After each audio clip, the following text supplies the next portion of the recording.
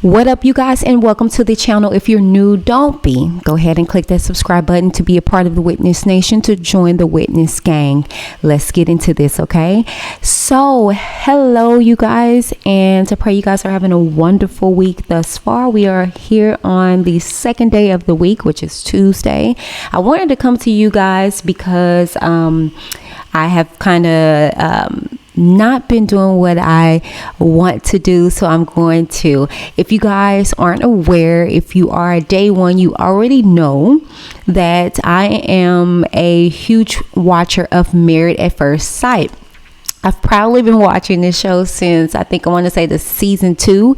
I'm not sure if I actually watched the pilot. I would have to see to remember, but not for nothing, I've been there since the earliest stages of Married at First Sight, and now they're on season 11. Okay, now if you aren't aware of what Married at First Sight is, in the name. Okay, so basically these couples come, they audition, a group of counselors who are titled, they're expert actually. You have Dr. Pepper, they're counselors, they're pastors, and they're psychologists. Okay, Pastor Calvin Robertson, and then Dr. Vivian Coles. Okay, so these are the three experts that get all of these hopefuls, and then they just weed them all out. Then they couple them up, and these individuals do not see themselves until they are at their wedding day and exchanging their vows or coming down the aisle. Okay, this is my huge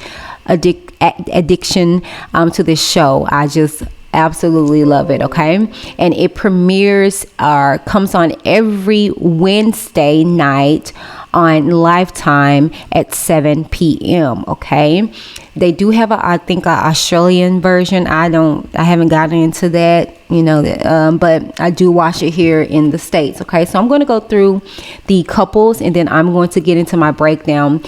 They are currently on episode, don't give me line. They're currently on episode 5, I want to say, and I wanted to wait until they got into the honeymoon stages, because at the beginning nothing really happens. They're getting to know each other, meeting parents and things of that nature. So this is a good time to gather yourself, because there's some things that have been transpiring thus far. Let's get into it, okay? So here are the couples, and there's 5, a total of 10 individuals. Bennett and Amelia, Woody and Amani, Brett and Olivia, Mouse and Karen, Christina and Henry. Okay, let's get into the first couple, Bennett and Amelia. They are a very quirky couple.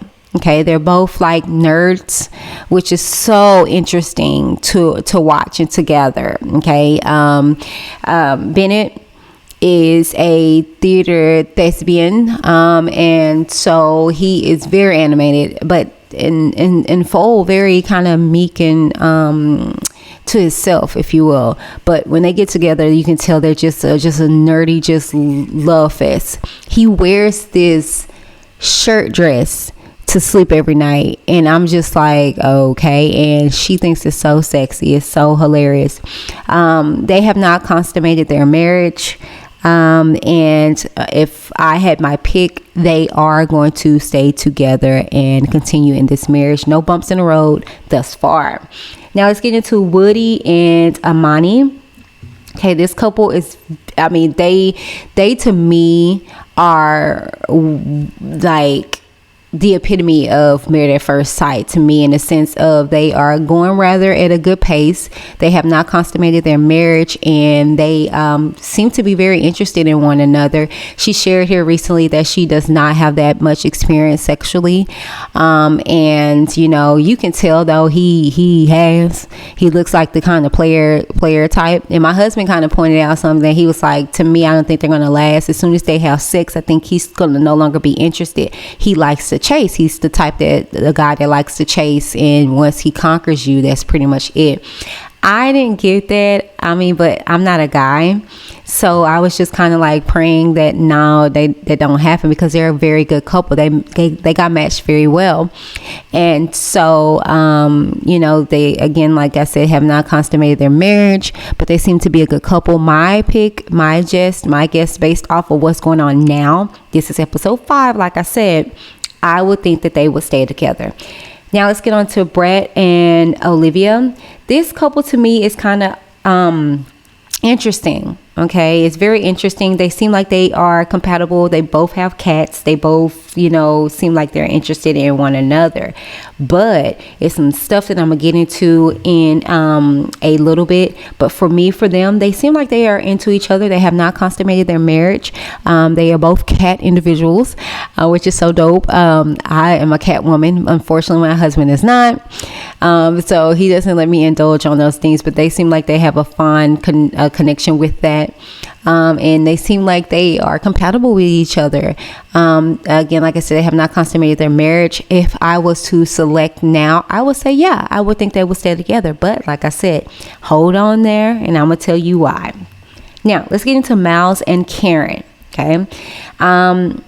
The funny thing with them, and I forgot to make mention of this, but Bennett and Amelia already had met him like outside of the show productions, and she liked him, but nothing, I guess, transpired of it.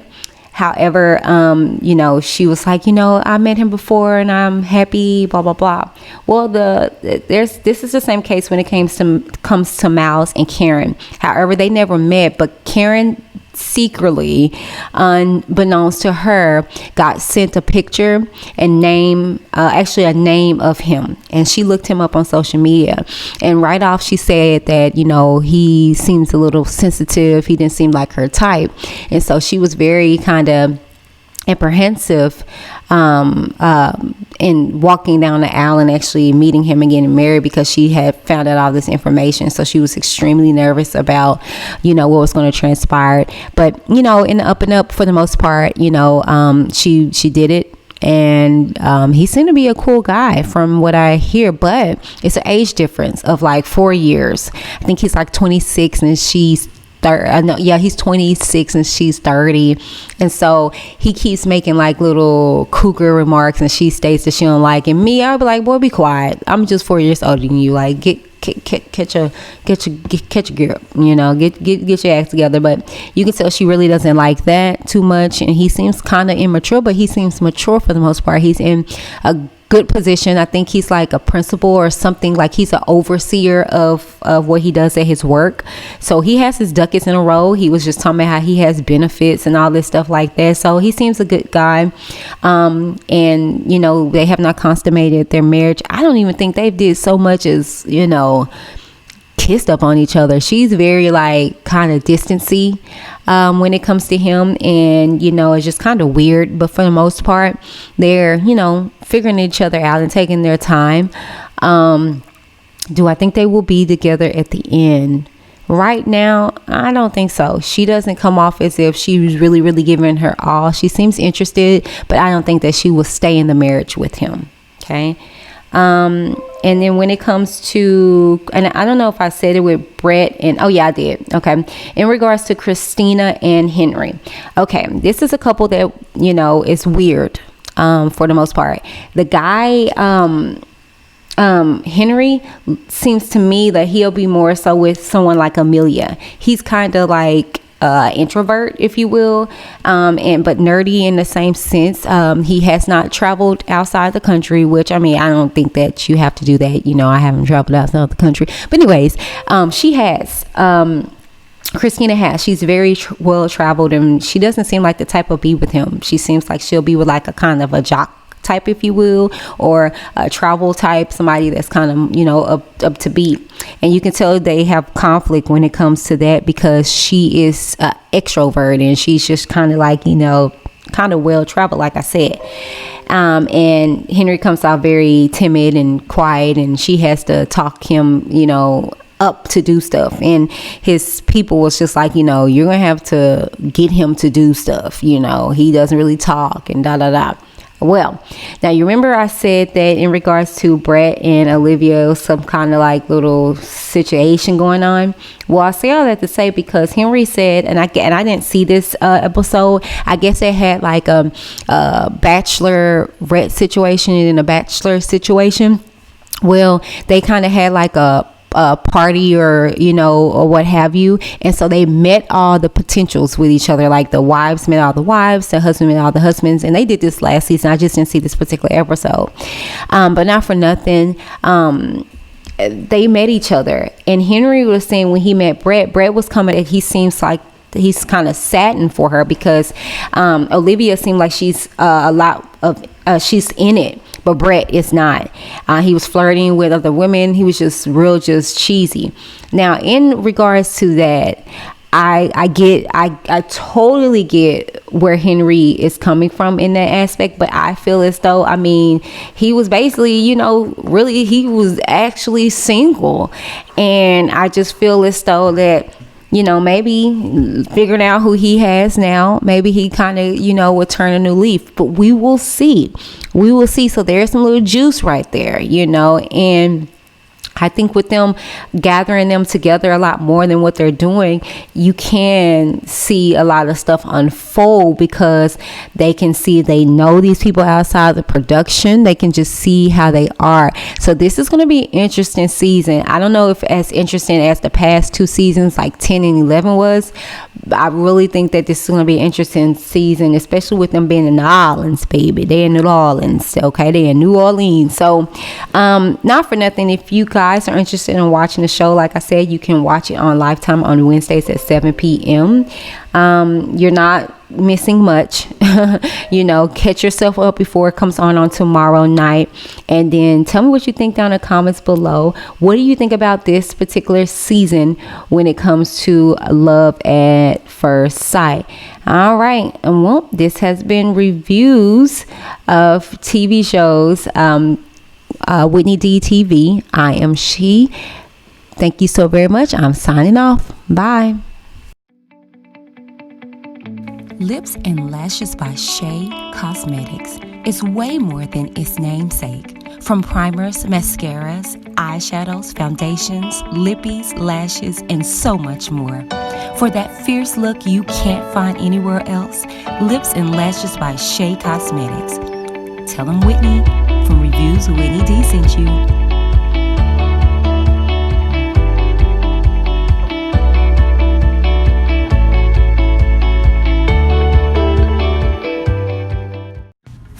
Shazaj Creations is a virtual boutique for creative customized apparel, tumblers, and jewelry. Allow them to create a keepsake that you can use as a heirloom for centuries to come. Everything from blankets to pillows, allow your memories to come alive with every picture. Tell them Whitney D from Whitney D TV sent you. Use the Whitney D code or link in the description box below. Bye.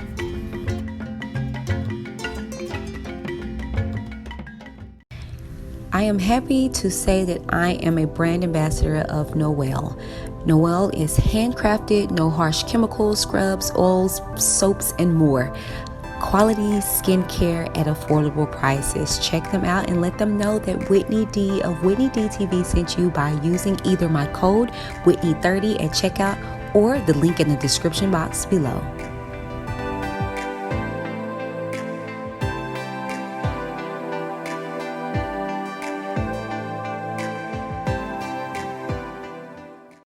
Welcome to Embrace Pangea. These products are all created to bring you back to balance through nature's gifts. They have a wide range of products that deal with various aspects of daily life, such as deodorants, juices, clothing, vagina detoxes, and body scrubs. Whichever product that you decide to embrace, you can rest assured that it was created with love for the betterment of self. Embrace your Pangea. Visit the link in the description box below and let them know that Whitney D of Whitney D TV sent you. Bye. So check out the site embracepangea.com and embrace your Pangea. You know what I'm saying? Thank you for tuning into the show. Now it's your turn. We want to hear from you. But remember, keep it cute or get the boot. Let's talk in the comments down below. Check out all our sponsors and affiliates in the description box. And don't forget to join the Witness Nation by clicking the subscribe button. Thank you. Until next time, this is Whitney D with Whitney D TV. Signing off.